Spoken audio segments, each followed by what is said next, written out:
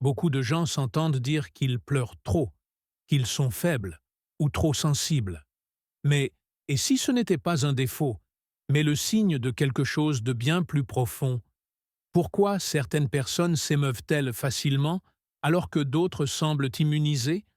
Pourquoi le même commentaire peut-il ne toucher personne, sauf vous? Et la question la plus importante, et si cette sensibilité avait une explication psychologique et biologique que presque personne ne connaît? Restez là, car comprendre cela peut changer complètement la façon dont vous vous percevez. Dès l'enfance, beaucoup apprennent une mauvaise leçon. Si tu pleures facilement, c'est que quelque chose ne va pas chez toi. La société a tendance à associer les larmes à la fragilité, au manque de contrôle ou à l'immaturité émotionnelle, mais cette interprétation est profondément erronée. Les personnes qui pleurent facilement ne sont pas plus faibles.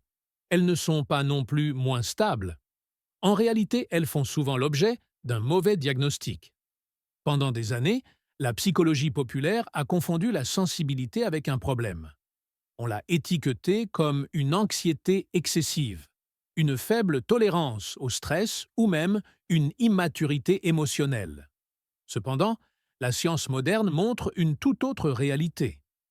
Il existe des personnes dont le système nerveux traite les informations émotionnelles de manière plus intense et plus profonde.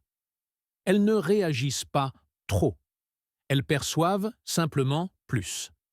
Ces personnes remarquent des nuances que d'autres ignorent, des changements subtils dans le ton de la voix, de légères tensions dans une conversation, des émotions non exprimées directement, mais présentes dans l'atmosphère. Quand tout cela s'accumule, le corps répond de la manière la plus humaine qui soit, en libérant l'émotion. Pleurer, dans ces cas-là, n'est pas une perte de contrôle. C'est une forme de régulation émotionnelle. Une soupape naturelle qui permet au système nerveux de libérer la surcharge. La véritable erreur survient lorsqu'on tente de corriger cette sensibilité. Quand on dit à quelqu'un qu'il doit s'endurcir, ignorer ce qu'il ressent ou devenir indifférent. Cela ne fortifie pas, cela déconnecte, tout simplement. La psychologie contemporaine utilise un terme pour décrire beaucoup de ces personnes, les personnes hautement sensibles. Il ne s'agit ni d'un trouble, ni d'une pathologie. C'est un trait neurologique présent chez une minorité de la population. Comprendre cela change complètement la perspective. Le problème n'a jamais été de trop ressentir. Le problème était de vivre dans un environnement qui ne comprenait pas comment fonctionne votre esprit. Et pour le comprendre vraiment, il faut d'abord regarder le cerveau. Pendant longtemps, on a pensé que les personnes qui pleurent trop facilement ne contrôlent tout simplement pas leurs émotions. Mais la neuroscience moderne a prouvé que cette idée est fausse. L'origine n'est ni dans la volonté ni dans l'attitude. Elle se trouve dans la biologie du cerveau. Le cerveau d'une personne hautement sensible ne fonctionne pas comme celui de la majorité. Il n'est ni plus faible, ni plus chaotique. Il est plus réceptif. Les zones cérébrales chargées de traiter les stimuli émotionnels et sensoriels affichent une activité plus intense. Cela signifie que l'information ne fait pas que passer. Elle est analysée, elle est connectée, elle est intégrée aux souvenirs, aux expériences passées et à des significations profondes. Pour mieux comprendre, imaginez deux caméras. L'une enregistre en résolution de base. L'autre enregistre en ultra haute définition. Les deux filment la même scène, mais la seconde capte chaque ombre, chaque nuance et chaque détail invisible pour la première. C'est ce qui se passe dans ce type de cerveau. Il n'exagère pas la réalité. Il la perçoit avec plus de profondeur. C'est pourquoi une situation apparemment mineure peut susciter une réponse émotionnelle intense. Non pas parce qu'elle est insignifiante, mais parce que le cerveau la traite à de multiples niveaux simultanément. Émotions, mémoire, sens et conséquences futures s'activent en même temps. Ce traitement profond présente des avantages clairs. Une plus grande empathie, une meilleure compréhension des autres, une capacité à anticiper les conflits ou à lire des environnements complexes. Mais cela a aussi un coût. Quand le cerveau reçoit trop d'informations sans filtre solide, il peut saturer. Et quand il sature, le corps a besoin de libérer cette charge. Les larmes ne sont pas le problème. Elles sont le résultat. L'important est de comprendre qu'il ne s'agit pas d'une personnalité trop émotionnelle. Il s'agit d'une architecture cérébrale distincte, présente seulement chez une partie de la population. Et cette différence biologique se manifeste à travers plusieurs traits spécifiques. Le premier d'entre eux explique pourquoi ces personnes semblent ne pas avoir de filtre face au monde. La plupart des cerveaux fonctionnent avec un système de filtrage automatique. Il élimine les stimuli non pertinents pour économiser de l'énergie et rester concentré. Les bruits de fond, les détails visuels mineurs et les émotions légères restent généralement hors de la conscience. Chez les personnes hautement sensibles, ce filtre est beaucoup plus faible. Ce phénomène est connu sous le nom de faible inhibition latente.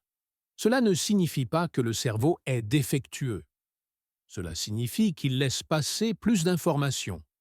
Chaque son, chaque geste, chaque changement dans l'environnement entre avec plus de force.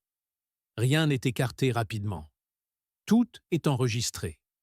C'est pourquoi ces personnes peuvent se sentir submergées dans des endroits bruyants ou très fréquentés. Ce n'est pas un manque de tolérance. C'est une surcharge réelle du système nerveux. Ce trait explique pourquoi le monde peut paraître si intense. Alors que d'autres ignorent la plupart des stimuli, le cerveau sensible les traite tous en même temps. L'expérience est plus riche, mais aussi plus exigeante.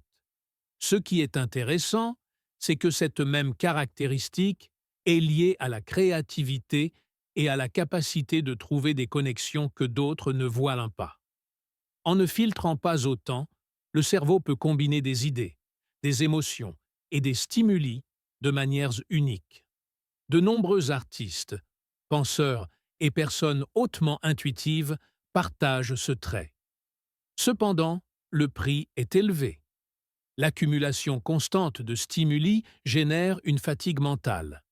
Le corps a besoin de pauses plus fréquentes pour retrouver l'équilibre.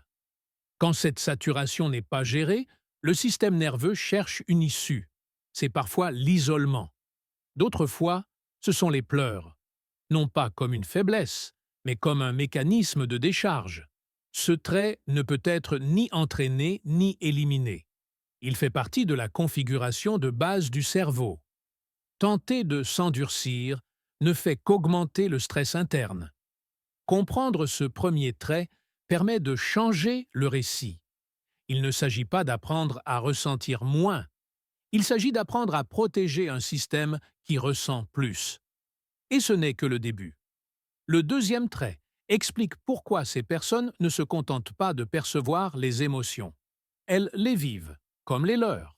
Quand vous regardez quelqu'un sourire, votre cerveau active automatiquement les mêmes circuits que vous utiliseriez en souriant vous-même. Ce mécanisme s'appelle les neurones miroirs et permet de comprendre les autres sans avoir besoin de mots. Chez les personnes hautement sensibles, ce système fonctionne avec une intensité bien supérieure. Elles ne se contentent pas de comprendre les émotions d'autrui, elles les ressentent physiquement. Un geste de tristesse peut créer une boule au ventre. La tension d'une autre personne peut se transformer en une pression dans la poitrine. Le corps réagit comme si l'émotion était la sienne. Ce trait explique pourquoi ces personnes absorbent l'ambiance émotionnelle. Elles ne peuvent pas simplement ignorer ce que les autres ressentent. Leur cerveau le simule automatiquement. Cette hyper-empathie a une immense valeur sociale. Elle permet de détecter les conflits avant qu'ils n'éclatent. De comprendre des états émotionnels non exprimés. D'offrir un soutien sincère quand d'autres ne savent même pas ce qu'ils ressentent. Mais cela a aussi un coût. Être entouré de personnes stressées, en colère ou tristes, peut être épuisant. Le système nerveux ne fait pas la distinction entre sa propre émotion et celle d'autrui. Avec le temps, cette accumulation peut générer de la fatigue émotionnelle, de l'anxiété ou un besoin constant d'isolement. Non par rejet des autres, mais par autoprotection. Ce trait explique aussi pourquoi certaines situations provoquent des larmes immédiates, une scène émouvante, une conversation intense, même une histoire fictive peut activer une réponse corporelle réelle. Il ne s'agit pas d'un manque de contrôle, il s'agit d'un système empathique qui ne sait pas baisser le volume. La société demande souvent à ces personnes de s'endurcir. Mais ce serait comme demander à quelqu'un d'arrêter d'entendre. Le cerveau ne fonctionne tout simplement pas comme ça. Comprendre ce deuxième trait permet de réinterpréter la sensibilité. Ce n'est pas de la faiblesse, c'est une capacité de connexion émotionnelle extraordinaire. Et il reste encore un troisième trait, peut-être le plus incompris. Celui qui explique pourquoi ces personnes semblent trop réfléchir avant d'agir. On leur dit souvent qu'elles pensent trop, qu'elles analysent chaque détail, qu'elles tardent à prendre des décisions simples. Mais cette lenteur apparente n'est pas de l'indécision. C'est une profondeur de traitement. Le cerveau d'une personne hautement sensible ne s'arrête pas à la surface de l'information. Il ne répond pas de manière impulsive. Avant d'agir, il évalue les conséquences, les significations et les scénarios possibles. Quand elles reçoivent un commentaire, elles n'écoutent pas seulement les mots. Elles considèrent aussi l'intention, le contexte, l'histoire passée et l'impact émotionnel futur. Tout s'active en même temps. Ce type de traitement demande plus de temps et plus d'énergie, mais il permet une compréhension plus complète de la réalité. C'est pourquoi ces personnes anticipent souvent les problèmes avant qu'ils ne surviennent. Elles détectent les incohérences. Elles perçoivent des risques que d'autres ignorent. Non parce qu'elles sont pessimistes, mais parce que leur esprit explore de multiples couches d'informations. Le problème apparaît quand ce trait est jugé selon des standards conçus pour des cerveaux plus rapides, mais moins profonds. Dans un monde qui privilégie la réponse immédiate, la réflexion profonde semble être un inconvénient. Cependant, d'un point de vue évolutif, ce trait remplissait une fonction cruciale. Pendant que les uns agissaient, les autres évaluaient. Pendant que les uns avançaient, les autres avertissaient. La profondeur de traitement explique aussi pourquoi ces personnes peuvent se sentir mentalement épuisées après des interactions sociales ou des décisions complexes. Ce n'est pas l'événement en soi qui fatigue, c'est tout ce que le cerveau en fait après. Les larmes, dans ce contexte, peuvent apparaître quand le système est surchargé. Non comme une faiblesse émotionnelle, mais comme la conséquence d'un esprit qui travaille intensément. Comprendre ce trait change le récit. Il ne s'agit pas d'être lent, il s'agit d'être minutieux. Et quand on combine ces trois traits, un cerveau sans filtre, des neurones miroirs hyperactifs et un traitement profond, une question inévitable surgit. Si tout cela était une erreur, pourquoi l'évolution l'aurait-elle conservée? Si la haute sensibilité était un défaut, elle aurait disparu il y a des milliers d'années. L'évolution ne conserve pas de traits inutiles. Elle ne maintient que ce qui remplit une fonction. Dans les sociétés humaines primitives, tout le monde ne pouvait pas remplir le même rôle. Certains étaient rapides et réactifs. D'autres observaient, analysaient et avertissaient. Les personnes hautement sensibles appartenaient à ce second groupe. Leur capacité à percevoir des changements minimes dans l'environnement était cruciale.